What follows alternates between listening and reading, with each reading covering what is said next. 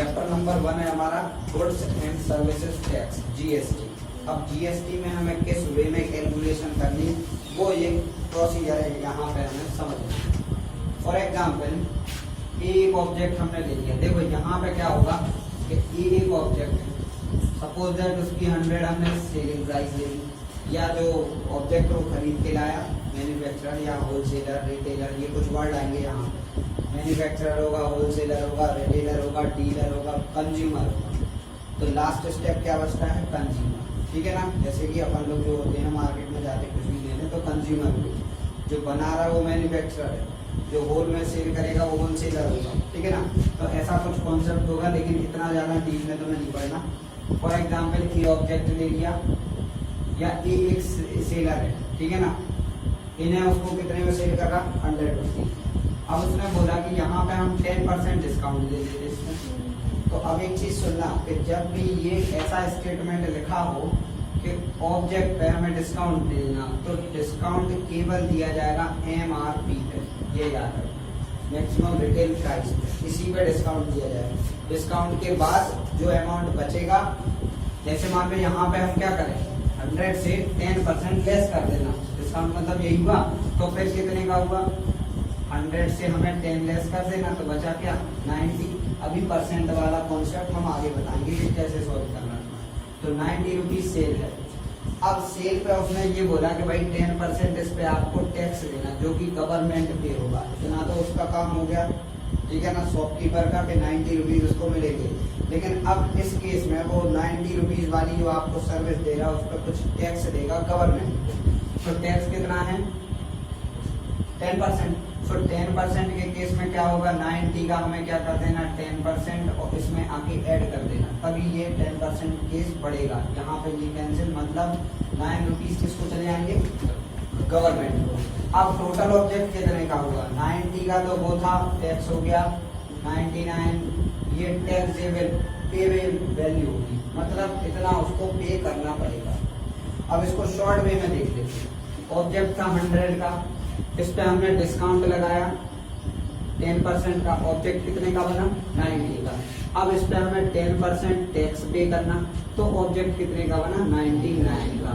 सो ये केस आपको यहाँ पे ये पढ़ना, ठीक है ना, कि ऑब्जेक्ट कहाँ से शुरू हुआ, लास्ट कंज्यूमर तक कितने रुपए में पहुंच रहा। अब इसका ये जो टैक्स था, इस टैक्स को 3 कैटेगरी में डिवाइड कर दिया। इस टैक्स का नाम हम क्या पढ़ेंगे यहाँ पे? GST, ठीक है ना। 3 कैटेगरी क्या क्या होंगी? एक होगा तुम्हारा CGST, एक होगा SGST और एक होगा IGST। अब इनका नाम समझ लेना। ये होगा central goods service and tax, और यहाँ पे क्या आएगा? स्टेट गुड्स सर्विसेज टैक्स, और ये इंटीग्रेटेड गुड्स सर्विसेज टैक्स। बात समझ गए? अब तुम्हें देखो, इसको ऐसे याद रखो, ये दो एक साथ होंगे हमेशा, ये बिल्कुल अलग होगा। 2 वर्ड पे गौर करना है यहाँ पे। विद इन द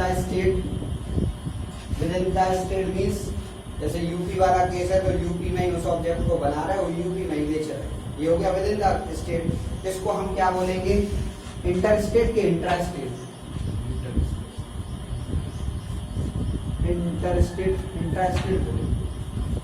इसको इंट्रा स्टेट। अरे जैसे स्कूल में कंपटीशन नहीं होते तो इंटर स्टेट कंपटीशन और intra state competition, inter school competition, और तो यहाँ पे इंट्रा होगा विद इन द स्टेट। और इंटर स्टेट क्या होगा भाई? चेंज करना नाम है, तो दूसरे स्टेट से हम चेंज करेंगे तो उस केस में आएगा इंटर स्टेट। तो इंटर स्टेट क्या होगा? डिफरेंट स्टेट, ठीक है ना। इंटर, ये वर्ड पे गौर करना, डिफरेंट स्टेट। बात समझ गया? इनको दिमाग में फिट कर लो बिल्कुल। क्वेश्चन में ऐसे लिखा रहेगा विद इन द स्टेट, सो वहां पे क्या होगा? इंटर स्टेट, इंट्रा स्टेट वाला केस होगा। डिफरेंट स्टेट होगी जो वो इंटर स्टेट का होगा। थोड़ा सा और कॉन्सेप्ट समझ लेते कि यूपी में मान लो ए ऑब्जेक्ट को हमने बनाया, और तो यूपी में ही हम उस ए ऑब्जेक्ट को बेच देंगे, ये हो जाएगा। अब यहाँ पे क्या होगा, यूपी में उसको मैन्युफैक्चर कर रहे हैं, हम बेच रहे हैं कहाँ पे, दिल्ली में या कहीं में भी, एमपी ले लें कोई भी, मतलब सीधा सा ये है कि हमें स्टेट चेंज करना। अब एक चीज क्वेश्चन तब कहाँ होगा, बताओ कहाँ होना चाहिए, इस वाले केस में कि इस वाले केस में, यूपी टू एमपी है ना, यही तो सारा कठिन है। क्यों, तब क्यों है, तब इसलिए है कि सुनना, जब विद इन द स्टेट वाला केस होगा, सो विद इन द स्टेट में तुम्हें ये दो कैलकुलेशन करनी। जैसे बोला फॉर एग्जाम्पल क्वेश्चन हम ये ले लें कि जैसे एक ऑब्जेक्ट 100 रुपीज वाला है, इसमें देखो इसमें क्या होगा, जीएसटी में कुछ परसेंटेज फिक्स किए गए। अब ऐसा नहीं कि किसी क्वेश्चन में 10 आ जाएगा, किसी में कुछ और आ जाएगा। 5 स्लैब है, एक 0% वाला होगा तुम्हारा, वो स्लैब 5 है, बस उन्हीं की रेट रहेगी। फॉर एग्जाम्पल हमने 100 रुपीज वाला एक एग्जाम्पल लेके चल रहे हैं, इसमें जो टैक्स रेट है वो कितनी है, 18%। अब 18% है, लेकिन इस ऑब्जेक्ट को हम कहाँ बेच रहे हैं, यूपी के एक स्टेट, एक डिस्ट्रिक्ट से अदर डिस्ट्रिक्ट में बेच रहे हैं। जैसे फॉर एग्जाम्पल हमने ले लिया, ठीक है ना, झांसी ले लो सबसे बेस्ट, ठीक है। अब ये क्या है, दोनों ही यूपी, हाँ यहाँ पे नॉलेज ये चाहिए तुम्हें कि भाई कौन सी डिस्ट्रिक्ट किस स्टेट की, थोड़ा ज्योग्राफी भी, वैसे तो क्लियर रहेगा, मैथ को मैथ ही रहने देंगे। हाँ तो यहाँ कितना हो गया, देखो अब ये क्या है, यूपी टू यूपी सेल है, यूपी से यूपी सेल किया गया जो ऑब्जेक्ट। अब एक चीज ध्यान से समझ लेना, जब एक ही स्टेट है, within the state case है, so within the state case में जो रेट है तुम्हारी, उस रेट को हम 2 पार्ट में डिवाइड करेंगे, 9%। समझ गए, जैसे मान लो 25% भी है एक स्लैब, सो 12.5 2 स्लैब में डिवाइड करेगा। अब दो में हम डिवाइड क्यों कर रहे हैं, हमने यहाँ तुम्हें बताया कि दो का कॉम्बिनेशन एक साथ रहेगा, एक अलग रहेगा। तो जब विद इन द स्टेट हो, आप सुनना ध्यान से कि क्या हम यहाँ पे बताने वाले हैं, inter state with in the state case होगा तो तुम्हें ये दो चीजें याद रखनी। अब ये दो चीजें कैसे बनाओगे, जो तुम्हें टैक्स रेट दी गई उसका आधा पार्ट कहाँ चला जाएगा, सीजीएसटी में, आधा पार्ट कहाँ चला जाएगा, एसजीएसटी में, और दोनों का नेट अमाउंट तुम किस में ऐड करोगे, टैक्स। ऐसे तो देखो 18% ही टैक्स है, लेकिन यहाँ पे क्या होगा, 100 का हम क्या करेंगे, 18% निकालेंगे, तो क्या होगा 18 रुपीज। 18 रुपीज में 9 कहाँ चला गया, सीजीएसटी, और 9 कहाँ चला गया, एसजीएसटी।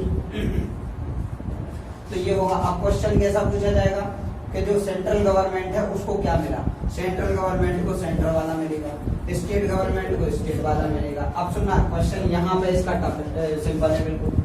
क्या होगा, यहाँ पे हम कर देंगे क्या, यूपी से एमपी सेल की। अब तुम्हें ये काम करना ही नहीं है लोग, अब तुम्हें डायरेक्ट क्या करना है ये, और इसमें क्या पूछा जाएगा, इंटीग्रेटेड जीएसटी बताओ। इंटीग्रेटेड जीएसटी कितना, 18 रुपीज।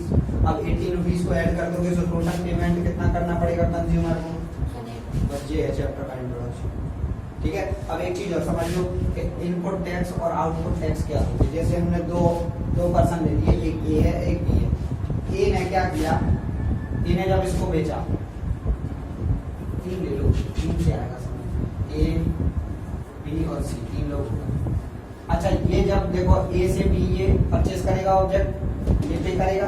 देखो सीधा सा ये है टैक्स कौन पे करता है, जो सर्विस को ले रहा। तो बी ने सर्विस इससे खरीदी तो ये क्या करेगा, टैक्स पे करेगा। अब जब बी इसको देगा तो फिर किसको पे करना पड़ेगा, इसको। लेकिन बी ऑलरेडी उस ऑब्जेक्ट पे कुछ दे तो चुका गवर्नमेंट को। ऐसा तो है नहीं कि हर स्टेप पे गवर्नमेंट को कुछ ना कुछ मिले। यहाँ पे एग्जाम्पल हमने ये ले लिया कि जैसे इसमें मान लो 20 रुपीज बी ने पे किए थे टैक्स के, तो ये क्या होगा, इनपुट टैक्स। किसके लिए, भाई बी के लिए। आउटपुट टैक्स क्या होगा, मान लो इसने पे किया कितना, 30 रुपीज, 30 रुपए इसका टैक्स बन रहा था, जिसमें से 20 तो ऑलरेडी पे है ना। तो जो 10 रुपीज होगा वो हम क्या लेंगे, आउटपुट टैक्स। बात समझ गए। इनपुट मतलब जब ऑब्जेक्ट आ रहा, और आउटपुट मतलब जब हम ऑब्जेक्ट को निकाल रहे हैं। सीधा सा तो है। ठीक है। तो ये रहा इंट्रोडक्शन।